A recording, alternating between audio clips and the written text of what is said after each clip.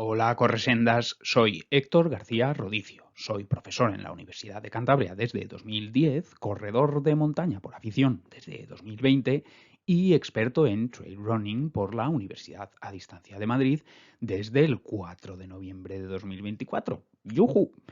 En este vídeo vamos a hablar sobre entrenamiento por intervalos. Intervalos largos, cortos, microintervalos y SIT, o sea, Sprint Interval Training. Bien. El objetivo, el meollo de este vídeo es entender pues por qué hacemos o qué sentido tiene hacer intervalos de 10 minutos, de 3 minutos, de 30 segundos, si hablamos de carrera de montaña, o de 3.000 metros, 1.000 metros, 200 metros, si hablamos de running de asfalto. Ese es el meollo, el entrenamiento por intervalos o el entrenamiento de alta intensidad, si queréis, pero para llegar a eso, antes tendremos que hablar un poco sobre ciertos hitos fisiológicos que se observan en pruebas de esfuerzo incremental y que van a delimitar pues los dominios de intensidad y que son la base sobre la que después se construyen las famosas zonas de entrenamiento. Zona 1, 2, 3, 4, 5 o incluso 6. Bien, ese es el objetivo y para alcanzarlo, pues estos son los contenidos del vídeo. Hablaremos en primer lugar de esas pruebas de esfuerzo incremental que nos permiten identificar ciertos hitos que a su vez delimitan la frontera entre distintos dominios de intensidad. Sobre esos dominios de intensidad es sobre lo que se montan, digamos, las zonas de entrenamiento. Veremos modelos de 5 zonas o de 5 más unas zonas, porque las 5 primeras son comunes, por eso no digo 6. Modelos de 5 zonas, modelos de 5 más una zonas, sea ritmo, sea pulso.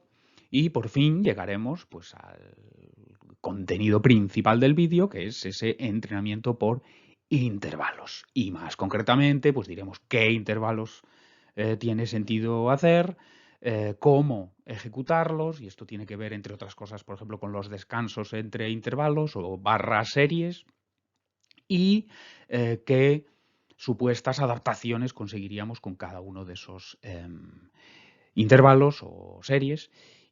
Y también, bueno, para cerrar, pues haremos también o señalaremos 4 advertencias o 4 precauciones, digamos, a tener en cuenta cuando vayamos a desarrollar este entrenamiento por intervalos o este entrenamiento de alta intensidad. Lo que tenemos aquí es una imagen que representa pues, una típica prueba de esfuerzo incremental, en este caso en rampa y prueba maximal hasta el agotamiento. Lo que se hace aquí cuando acudimos al laboratorio, pues es que la cinta de correr pues va aumentando la velocidad, pues si no me equivoco, 1 kilómetro por hora cada minuto. Cosa así, dependerá del protocolo.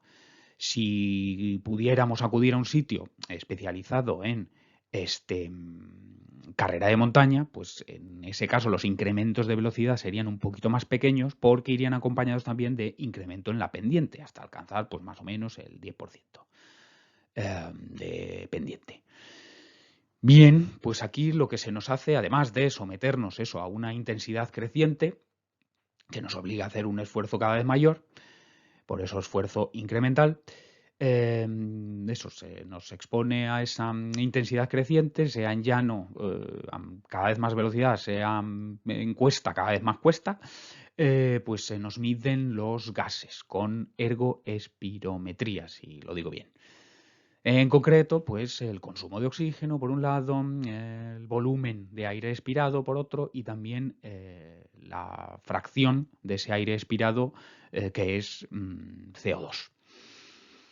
O sea, cuánto CO2 estamos eliminando o expulsando. Y gracias a procedimientos como este, Aquí tenemos un ejemplo, un estudio hecho por un equipo de investigación español que reunió a 22, si recuerdo bien, corredores de alto nivel, en este caso corredores de pista asfalto, cross country, no de montaña. Bueno, sí, 22 de buen nivel, pues eso, tenían en torno a 60 mililitros kilo minuto de V2 max, de consumo máximo de oxígeno. Bueno, y se les somete a esta prueba incremental mientras se les analizan los gases. ¿Y qué es lo que se ve aquí? ¿Por qué tiene interés hacer este tipo de pruebas? Pues porque hay un primer hito, hay un primer hito por aquí, hay otro segundo hito por aquí y va a haber un tercer hito también, sí, bueno, sería sí, este de aquí. Sí, este de aquí. Bueno, ¿qué es lo que ocurre en el primer hito? Pues observamos un cambio en la ventilación, el segundo hito otro cambio en la ventilación y el tercer hito pues un cambio en el patrón de consumo de oxígeno. Todo ello a medida eso, que la intensidad pues va creciendo. Bien sea porque la cinta va más rápido o bien porque tiene cada vez más pendiente, además de ir más rápido. Bien, entonces, inicialmente a baja intensidad estamos realizando el esfuerzo con base en, sobre todo, en el sistema oxidativo. El sistema oxidativo utiliza ácidos grasos, las grasas, para obtener una energía lenta.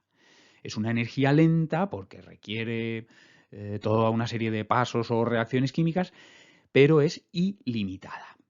A medida que avanza o que se incrementa la intensidad, pues vamos a tener que recurrir más a otro sistema energético, que es el sistema glucolítico.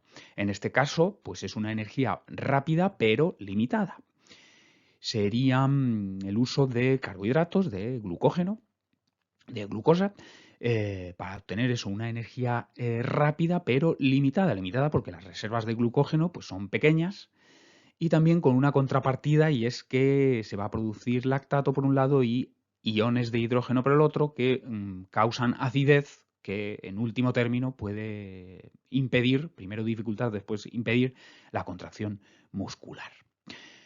Bien, entonces, a medida que se va incorporando, que va participando más el sistema glucolítico, pues se va incrementando esa producción de iones de hidrógeno y por lo tanto la acidez. Y para compensar esa acidez tenemos que expulsar, que eliminar CO2. Entonces, en un primer momento, un primero de los cambios es que vamos consumiendo oxígeno de forma lineal junto con la eliminación de CO2, pero hay un punto en el que esa eliminación de CO2 se desproporciona. ¿Por qué? Pues porque está habiendo más glucólisis, más acidez y más necesidad de eliminar esa acidez a través de la expulsión del CO2.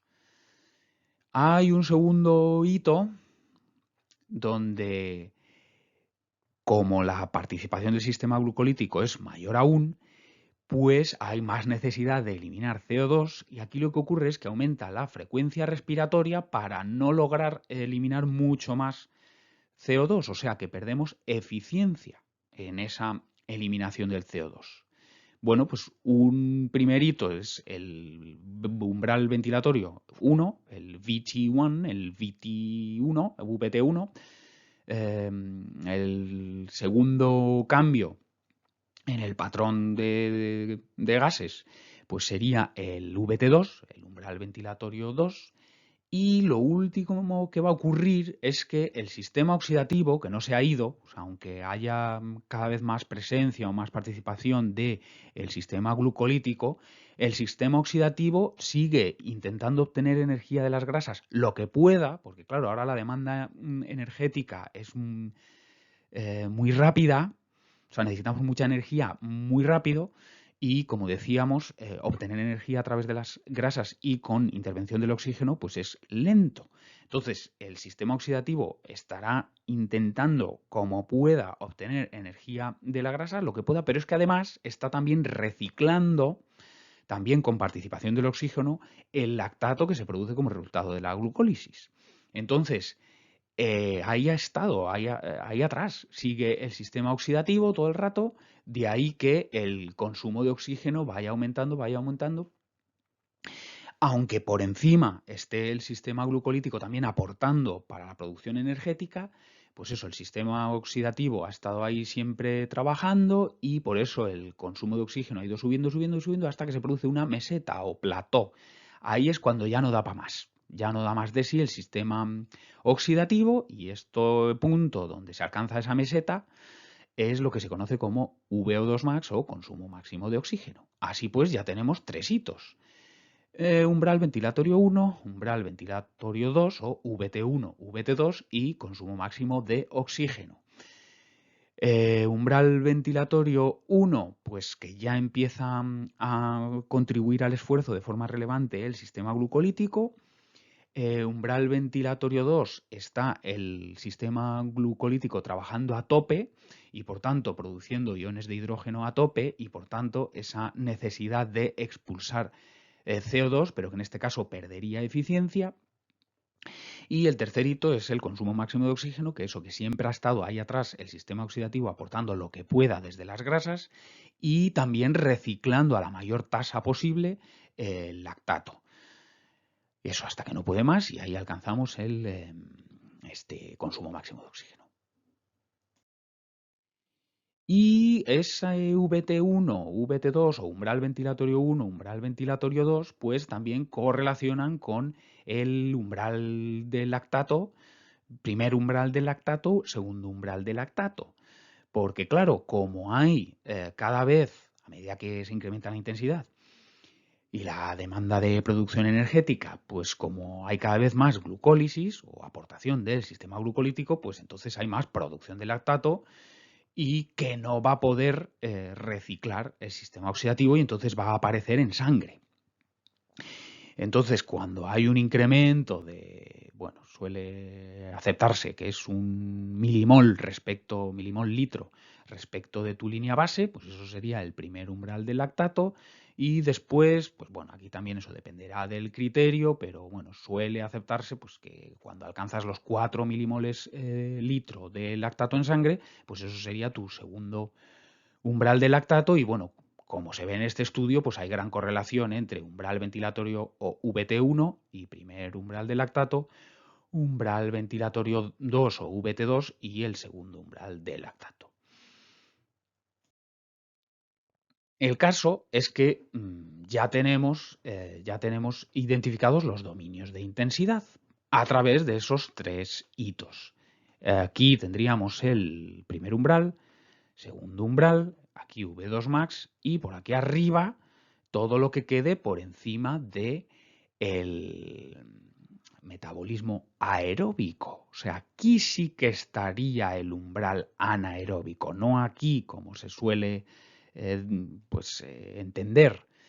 O sea, por encima de VO2 max, lógicamente, o sea, consumo máximo de oxígeno, pues lógicamente por encima de eso sí podemos hablar de metabolismo anaeróbico, no antes, porque aunque es verdad que en el segundo umbral ya estamos diciendo que el sistema glucolítico está trabajando a tope, pero es que por debajo está también el oxidativo sacando lo que pueda de las grasas y oxidando lactato, reciclándolo para obtener energía, pues todo lo que puede. O sea que aunque es verdad que se ha montado el sistema glucolítico que no necesita oxígeno sobre el oxidativo, pero el oxidativo sigue ahí.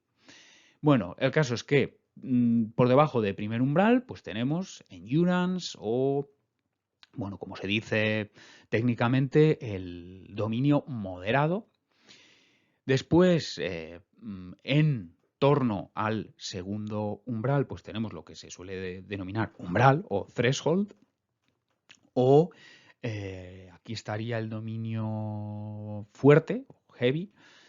Por encima del segundo umbral ya tendríamos pues el VO2 más, consumo máximo de oxígeno,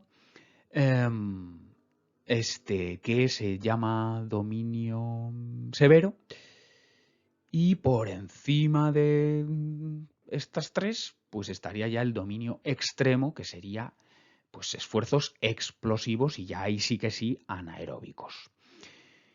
Entonces, a medida que vamos hacia atrás, pues podemos hablar de esfuerzos de horas Y aquí alta intensidad, o sea, amarillo, rojo, alta intensidad, ya hablamos de minutos, y por encima de consumo máximo de oxígeno y en el ámbito anaeróbico ya hablamos de segundos.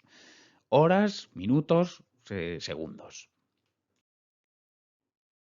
Pues eso, el esfuerzo, digamos, más representativo o paradigmático, mayoritariamente o con predominio del sistema oxidativo, pues si queréis puede ser la maratón, pues un esfuerzo paradigmático representativo de umbral, pues podría ser pues un puerto de montaña, ¿no? En una prueba de ciclismo de carretera, y esfuerzos explosivos o anaeróbicos basados en el sistema de fosfágenos, que sería el tercer sistema energético o la tercera vía metabólica de la que no habíamos hablado, que utiliza la fosfocreatina directamente para obtener energía y que está almacenada en el músculo. Bueno, pues aquí tenemos saltos, tenemos levantamientos, tenemos lanzamientos o tenemos pues las primeras zancadas de un sprint. Son nuestro, si queréis, nuestro, por poner una metáfora, nuestro motor diésel, nuestro motor turbo y nuestro motor de arranque, ¿no? Que genera como un chispazo muy fuerte de energía, pero eso, ultra corto. Energía muy rápida, pero muy limitada.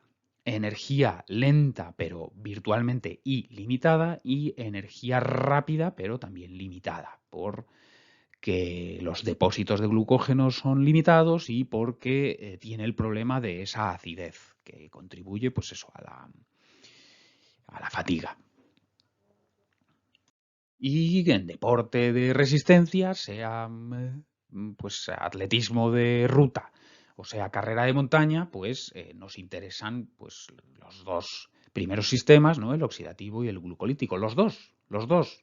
El oxidativo porque siempre está, siempre está. O sea, pensemos en una carrera de montaña, pues es tu velocidad de crucero, que te permite moverte con eficiencia en el llano, en las bajadas y pues ahorrar glucógeno para las subidas que vas a hacer tirando de sistema glucolítico. Y aparte, ese sistema oxidativo es también la plataforma para poder hacer esos esfuerzos de alta intensidad en las subidas, porque va a ser quien recicle el lactato resultante de esos esfuerzos, ¿no? De esas subidas o también pues, de ataques o quizá el acelerona meta. Entonces, eso, necesitamos tanto el oxidativo, tanto el diésel como el turbo, el glucolítico, que trabajan, como represento con este apretón de manos, en colaboración, el uno con el otro, ¿no? Esto es el que nos da la eficiencia para movernos sin gastar glucógeno durante buena parte de la carrera y va a ser la plataforma para que, digamos, puedan operar a su máxima expresión pues el sistema glucolítico en las subidas. Eso porque el lactato producto de esos esfuerzos en gran medida glucolíticos pues lo va a lavar o lo va a reciclar el sistema oxidativo, las mitocondrias. Vale. Pues ya podemos, ahora sí que sí, ahora podemos hablar ya de zonas de entrenamiento, porque las zonas de entrenamiento se asocian a esos dominios de intensidad de los que ya hemos hablado. Típicamente hay modelos de 5 zonas, pueden ser por pulso, pueden ser por ritmos, y se construyen bien a partir de el ritmo o el pulso que hayas alcanzado bien a umbral, a segundo umbral, o a tu velocidad máxima, velocidad aeróbica máxima, a su vez asociada pues eso, al momento donde se produce esa meseta o ese consumo máximo de oxígeno, ese plató. O sea que teníamos dos hitos antes, que era el segundo umbral, sea ventilatorio, sea de lactato, y teníamos ese momento de meseta donde ya no podemos captar, transportar y utilizar más oxígeno. Entonces, tomes el segundo umbral o tomes el consumo máximo de oxígeno como hito, luego vas a utilizar el ritmo asociado a uno u otro hito y o el pulso asociado a uno u otro hito. Tú introduces bien tu ritmo a umbral, tu ritmo a consumo máximo de oxígeno, tu pulso a umbral, tu pulso a consumo máximo de oxígeno se lo introduces al reloj y luego de forma arbitraria te va a armar las 5 zonas. Por ejemplo, en el caso del Garmin, las 5 zonas. Entonces, en el caso del Garmin, pues tenemos que la 3 sería primer umbral, la 4 sería segundo umbral. Ay, espera. Vamos a ver, aquí, ahora ya lo puedo señalar. La 3, ¿no? 1, 2, 3. La 3 de pulso de Garmin sería primer umbral. La 4 sería segundo umbral. La 5 sería consumo máximo de oxígeno. Pulso también, Suunto, pues también tiene 5 y en este caso la 2 sería primer umbral, zona 3 entre umbrales, 4 sería segundo umbral y 5 sería consumo máximo de oxígeno. O sea que de momento la 4 y la 5 son iguales. Y Suunto no, perdón, Coros. Pues Coros tiene 6, al menos para ritmo, construido a partir de ritmo asociado a segundo umbral. Entonces tiene 6, sería... sí, sería... vamos a ver. Yo diría que la 2 sería primer umbral, la 4 sería segundo umbral, la 5 sería consumo máximo de oxígeno y sí que incluye una 6 que sí que sería anaeróbica, por encima de consumo máximo de oxígeno. Claro, en este caso sí que tiene sentido esa zona 6 cuando hablamos de ritmo. No tendría sentido cuando hablamos de pulso o frecuencia cardíaca, porque ya hemos alcanzado nuestro máximo. Y porque también en esfuerzos de menos de un minuto es que es irrelevante el pulso, porque es que no vamos a lograr hacerlo subir. Entonces, 6 zonas o 5 más una zonas tiene sentido solo cuando hablamos de ritmo o si tuviéramos un estimador de potencia, pues cuando hablamos de power. Pues ya por fin podemos hablar de los intervalos. ¿Qué intervalos se utilizan, sea atletismo de pista asfalto? ¿O qué intervalos se utilizan en carrera de montaña? Pues vamos a utilizar una revisión de estudios en corredores élite de fondo y medio fondo, también por un equipo de investigación español. Vamos a utilizar una revisión en este caso es entrevistas a entrenadores de deportistas de endurance élite noruegos, de todas las disciplinas de deporte de resistencia, pues corredores, o atletismo de fondo y medio fondo, pero también tenemos ciclismo, también tenemos triatlón, también tenemos esquí cross country o incluso natación. Entonces vamos a ver lo más parecido, creo yo, a carrera de montaña sería el ciclismo de carretera. Entonces, de este estudio de un equipo de investigación español sacaremos qué hacen la gente del atletismo de fondo y medio fondo. De este sacaremos qué hace la gente del ciclismo, que creo que se parece más a la carrera de montaña. Y también validaremos eso, digamos, o confirmaremos eso con uno de los pocos libros que hay sobre, ultra running, o sea, ultra distancia, pero bueno, que es que Jason Koop, que es quien lo firma, pues es entrenador de corredores y corredoras ultra, sí, pero de montaña, ¿no? Pues pruebas como UTMB 100 millas o como Western States, también 100 millas y cosas así. De hecho, pues muchos y muchas de sus deportistas pues tienen podio o por lo menos top 5 en varias ediciones de estas carreras que he citado. Bueno, pues lo que se ve en estas revisiones de estudios o en este libro es lo que tenéis aquí. La alta intensidad, el trabajo por intervalos o de alta intensidad, que es lo mismo, pues como veis lo hacemos en zona 4 o segundo umbral, zona 5 o consumo máximo de oxígeno o zona 6, eso, que sería sprint, o vamos, ya sí que sí, esfuerzos explosivos, esfuerzos anaeróbicos. Entonces, en este caso sería atletismo de fondo, o sea, del 5.000 y para arriba y hasta la maratón. Pues tenemos que intervalos, bueno, aquí lo llamarían series. Series típicos zona 4, pues puede ser un 5 por 2000 metros o un 3 por 3000 metros. Si nos vamos al ciclismo barra carrera de montaña, tendríamos 4 o 5 repeticiones de intervalos de 8 minutos y lo haríamos en subida. Cuesta arriba, quiero decir, o podrían ser 2, 3 repeticiones de 15 minutos en subida. Bueno, estos serían como los prototípicos. Y como veis, para un tiempo en zona acumulado de pues unos 30-40 minutos. Aquí.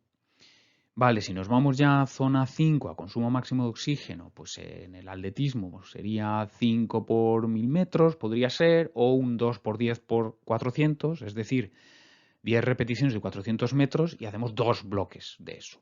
O, sí, 2 veces eso.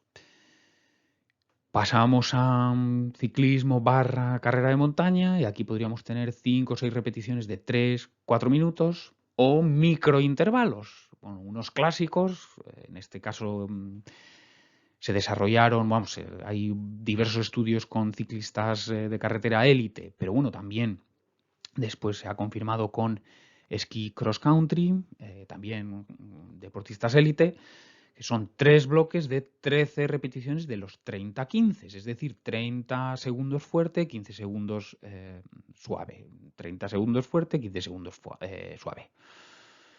Esos serían los microintervalos. O sea, tenemos intervalos largos aquí, intervalos cortos o microintervalos, y bueno, y luego vamos aquí a ver el SIT, el Sprint Interval Training.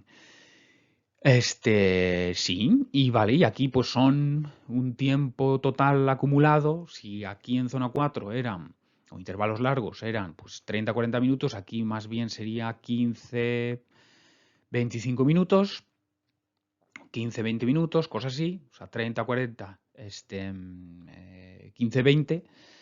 Y aquí, bueno, la verdad que el tiempo acumulado es menos relevante, o sea, no creo que sume mucho más de 5 minutos.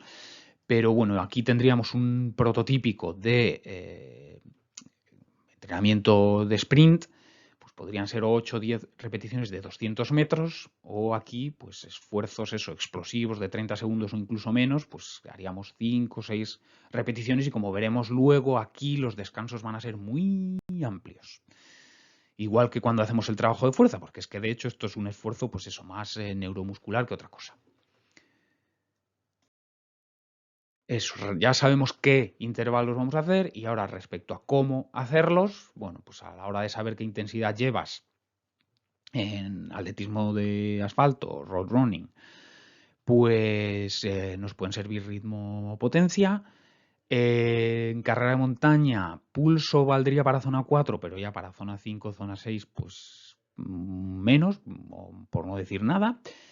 Entonces, pues si tuviéramos estimador de potencia y estuviéramos haciendo los intervalos en un lugar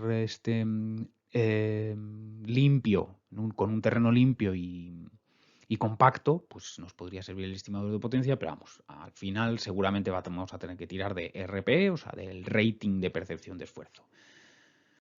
Respecto a la ejecución, para los de V2 Max se sabe que si haces un fast start o una intensidad ondulante, hay también bastantes estudios sobre esto, sobre todo en ciclistas y esquí cross country, pero vamos, se podría trasladar a la carrera de montaña, pues sabemos que sí que es un estímulo mayor para el VO2 Max y está confirmado, vamos, experimentalmente, pero bueno, sinceramente en mi experiencia esto lo hace complicado, vamos, de llevarlo a cabo.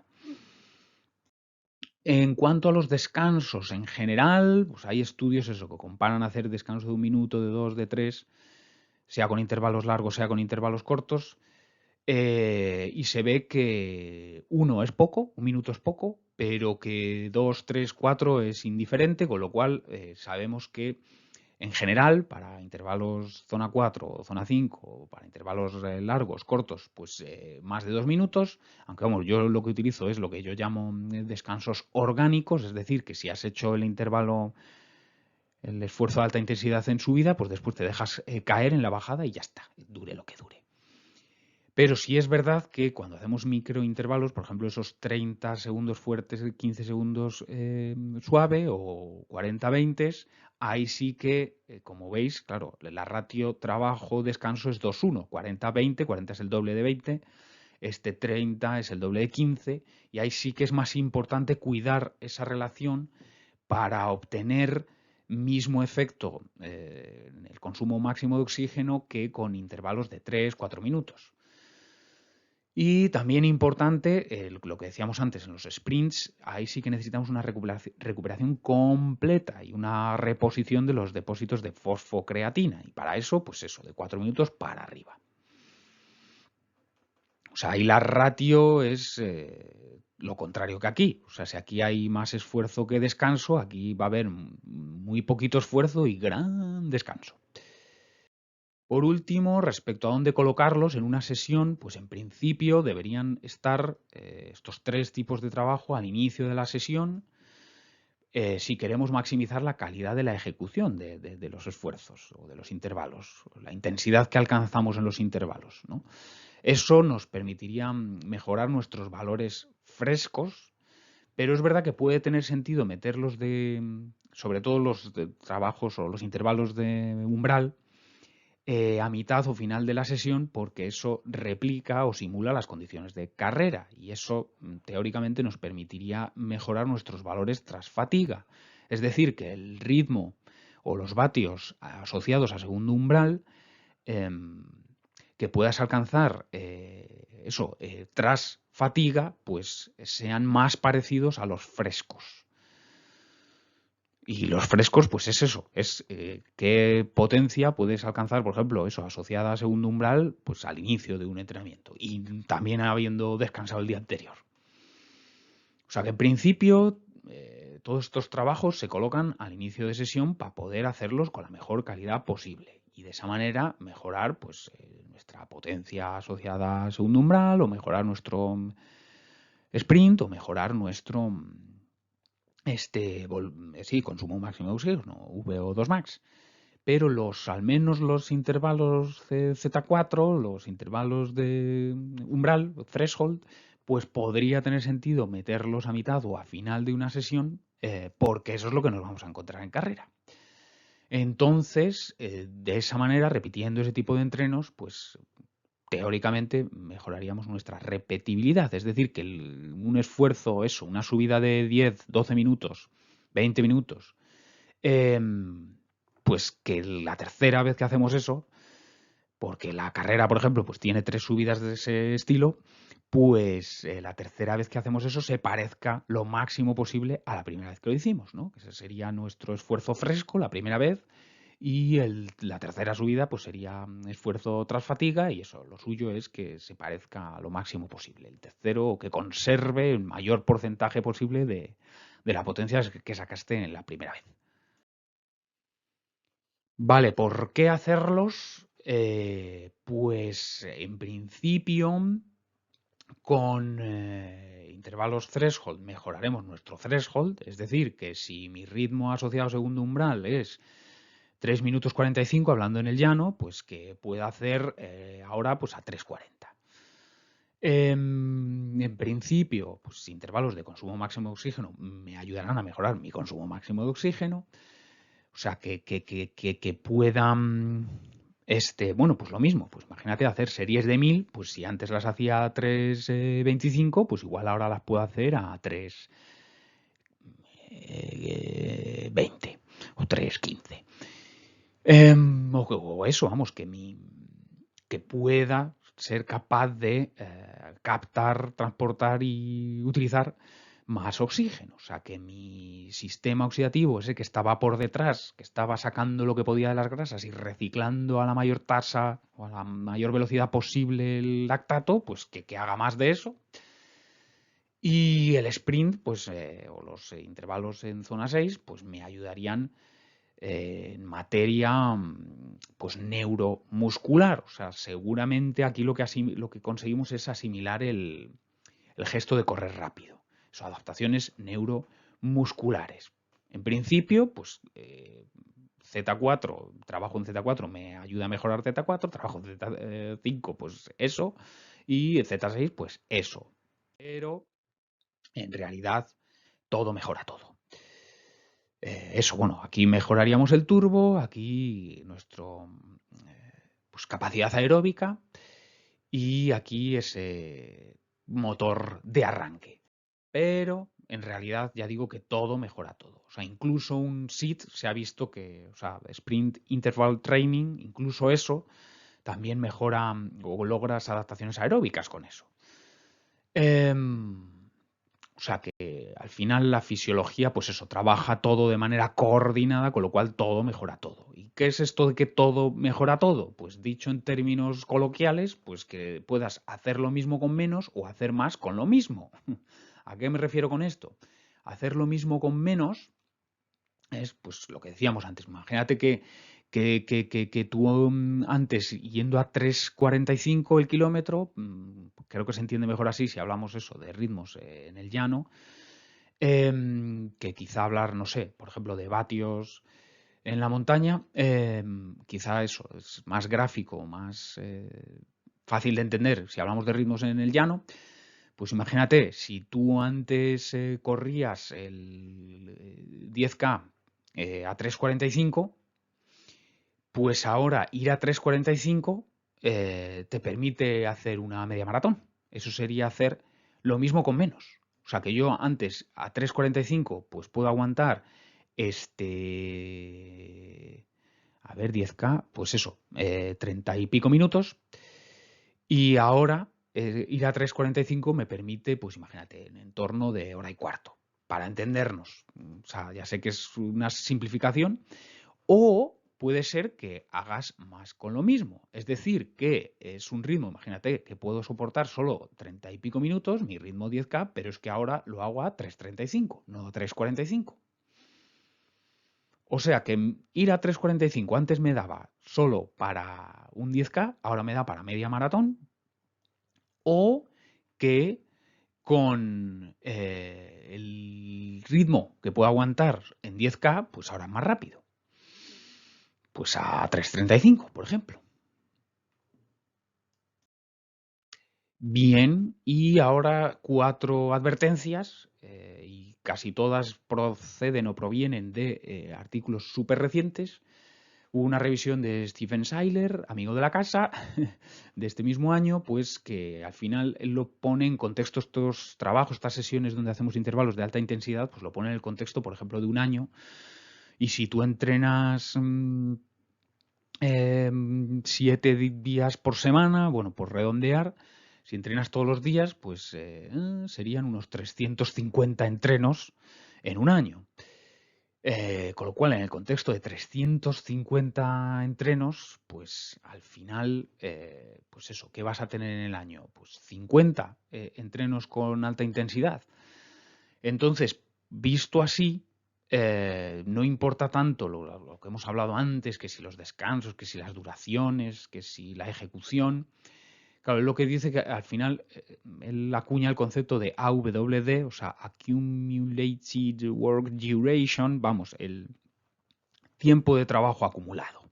Es lo que importa. O sea, que al final no es tan importante la arquitectura o el diseño concreto de los intervalos o de las sesiones de alta intensidad como pensar que a lo largo de un año pues vamos a hacer mínimo 50 y al final lo que importa pues es sumar minutos. Otra advertencia, un estudio que correlaciona, o sea, durante un año, durante 7 años se van recogiendo los entrenamientos que hacen, en este caso, atletas élites de fondo y medio fondo, y se correlacionan el volumen pasado, o sea, el volumen destinado a cada tipo de entreno se va correlacionando con los puntos obtenidos o que concede la World Athletics por participación y resultado o rendimiento en competiciones oficiales. Y entonces, el mayor predictor del rendimiento entendido como esas puntuaciones que asigna World Athletics a tus actuaciones en competiciones oficiales, El mayor determinante del rendimiento es el volumen total y después el tiempo dedicado a easy runs, no dedicado a eso, a hacer 3 por 3000 o 2 por 5000 o 5 por 1000, bueno, lo que vimos antes.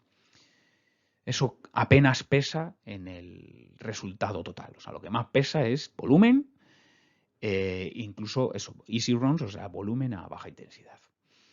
Porque al final, eso va a ser el mayor número de sesiones. Pues un poco lo que decíamos antes, que hay que poner esos trabajos de alta intensidad en el contexto.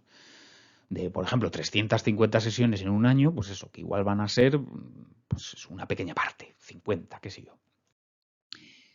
Bueno, también que por supuesto la alta intensidad es muy potente, es muy poderosa, pero claro, requiere un tiempo de recuperación posterior pues proporcional al esfuerzo que has hecho. Y hay pues estudios que miran pues a las X horas de haber terminado, a las 24 horas de haber hecho ese entreno de alta intensidad, a las 48 horas, pues pueden mirar aquí, por ejemplo, era la HRV, o sea, variabilidad de la frecuencia cardíaca, que tiene que ver con el estado del sistema nervioso, hay también estudios que analizan cortisol, por ejemplo, vamos, o hormonas asociadas al estrés, y entonces se ve que eso, la recuperación necesita días. Y por último también, también una revisión de estudios de 2024, pues también habla de que todo lo que hemos dicho hasta aquí, pues hay que individualizarlo. O sea, que aunque en principio,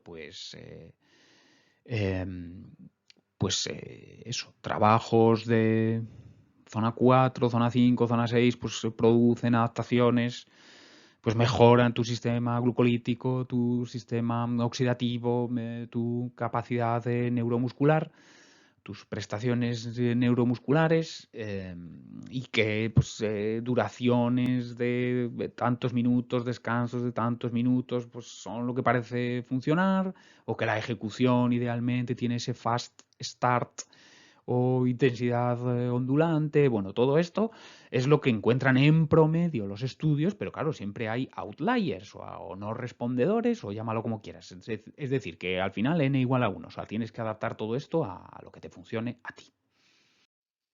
Vale, pues dicho todo esto, en conclusión, los intervalos o el trabajo de alta intensidad, pues lo hacemos en zonas 4, 5, 6, en modelos de 5 zonas de pulso o 5 más 1 zonas de ritmo, para desarrollar pues el sistema glucolítico oxidativo y prestaciones neuromusculares, o si queréis nuestro threshold, VO2 max y sprint. Pero vamos, que al final todo mejora todo. O sea, que desplazan los 3 hitos a la derecha. Quiero decir que tu primer umbral, a primer umbral ventilatorio podrás llevar mayor ritmo, a segundo umbral ventilatorio de lactato podrás llevar más ritmo, o cuando alcances esa meseta o plató en el consumo máximo de oxígeno, pues podrás también, o incluso tu frecuencia cardíaca máxima, pues llevar más ritmo. Y si habláramos de carrera de montaña, pues más vatios. Pero este trabajo de alta intensidad tan potente, pues es solo una parte pequeña, además, del entrenamiento. Pues eso, que tenemos que dejar días de recuperación después de un entreno de este tipo, y al final, entonces, pues eso va a ser una minoría dentro del conjunto de todos los entrenos de un año.